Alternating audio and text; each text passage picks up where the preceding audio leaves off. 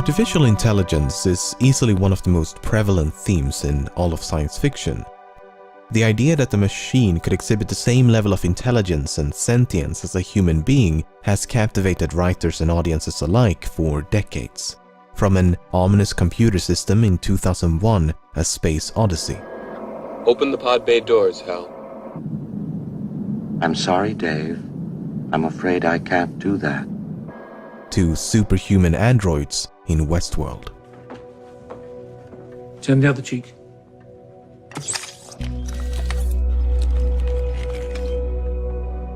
This captivating subgenre of science fiction has experienced a diverse range of depictions. But fiction has a habit of romanticizing certain aspects, such as the frequent inclusion of humanoid robots. Building a robot in pursuit of AI is a bit like constructing the chassis of a car before the internal combustion engine was even invented. But I guess anthropomorphism is just an easier solution than expecting audiences to get emotionally attached to a few lines of code. Unless you're Joaquin Phoenix, of course, but that dude can do anything.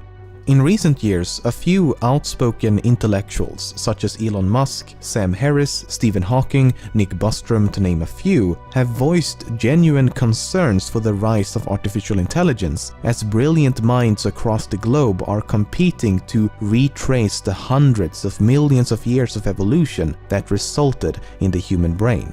And while many experts have no doubts about machines' ability to achieve human-level intelligence at some point in the future, just as many believe it to be an impossibility.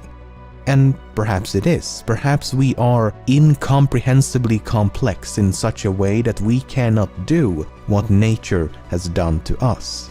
Then again, if random mutations can lead to intelligence, how hard can it be? In fact, even though evolution had a hell of a head start, machines have already surpassed us in some limited domains. Take the two popular board games chess and Go. The best human chess and Go players in the world have been defeated by artificial intelligence.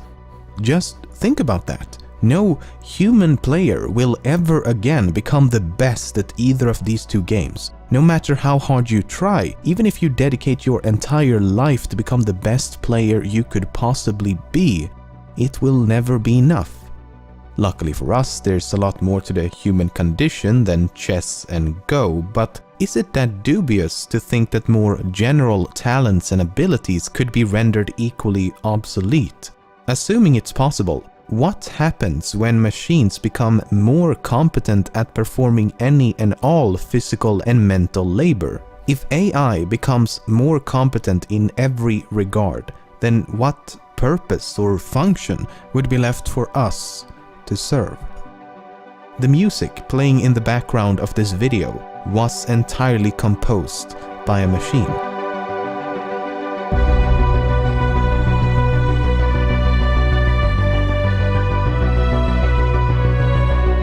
Here's another example.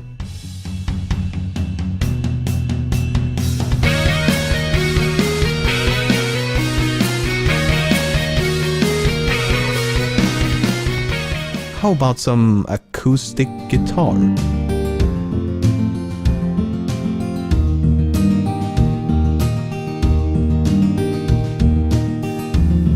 Or some drum and bass?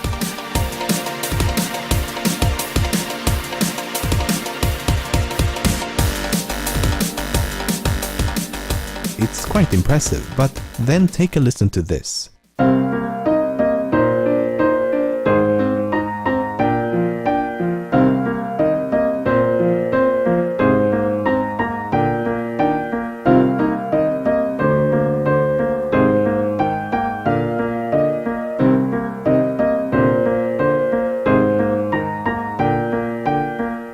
This short and simple composition may sound rather unimpressive in comparison, but then consider this.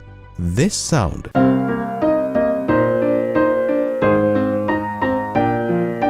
is not the sound of a piano.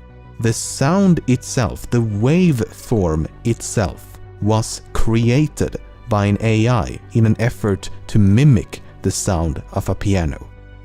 Machines have also begun tackling the human language by writing poems. When I in dreams behold thy fairest shade, whose shade in dreams doth wake the sleeping morn, the daytime shadow of my love betrayed lends hideous night to dreaming's faded form. You know who would love this nonsensical mess of words that is inexplicably a real language? That's correct, the Danes. So poems may not be the best example, but news articles is a better one. Machine-written content has become so commonplace and so good that you've likely read a few automated articles without even realizing it. If you pause the video, see if you can discern which of these two paragraphs were written by an AI. The answer will be in the description.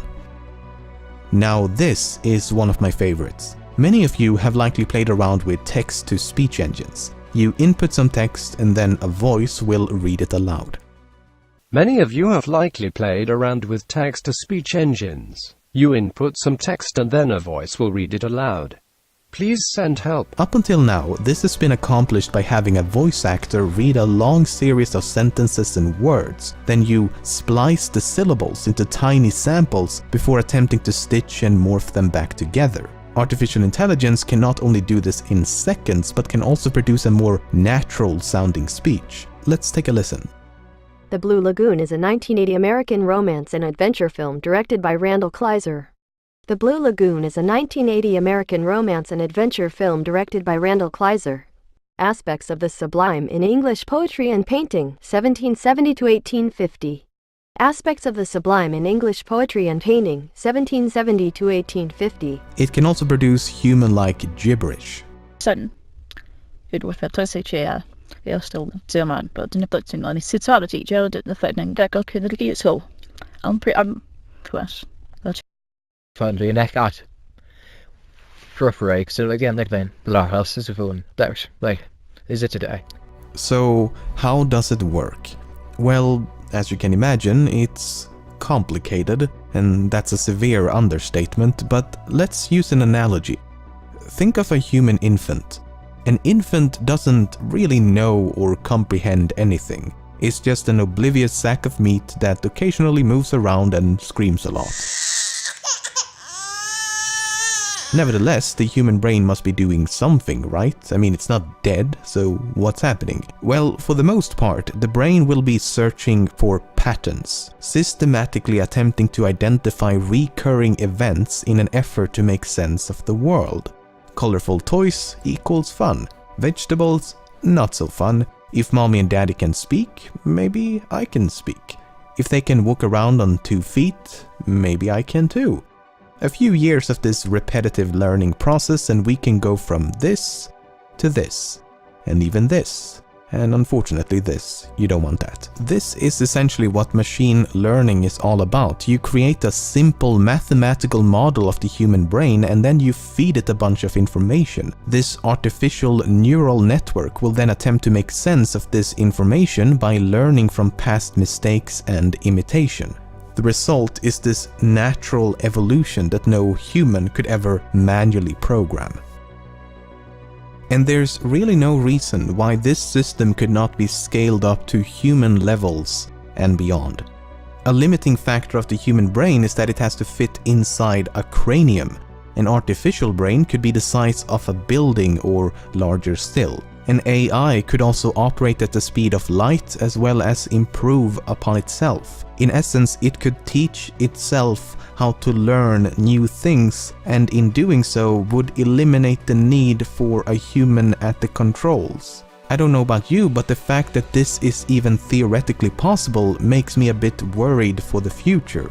There is a genuine cause for concern, as lost in this idealistic quest for improvement is the function of humanity itself. If we render the species incompetent, what's to prevent artificial intelligence from recognizing that incompetence and taking control? Because how do we control something that is more intelligent than us? It would be like a colony of ants attempting to control even a single person. It just isn't believable. And elaborating upon that analogy, think about the way we treat ants. Most of us don't have some deep hatred for ants, but if they are ever in the way of something that we want to accomplish, we could not care less about their existence. And even if we did care, how would we explain to them that they need to move because we want to construct a building or something? Attempt to explain to the millions of animals living in the jungle the geopolitical and socio-economical reasons for why we continue to destroy their home.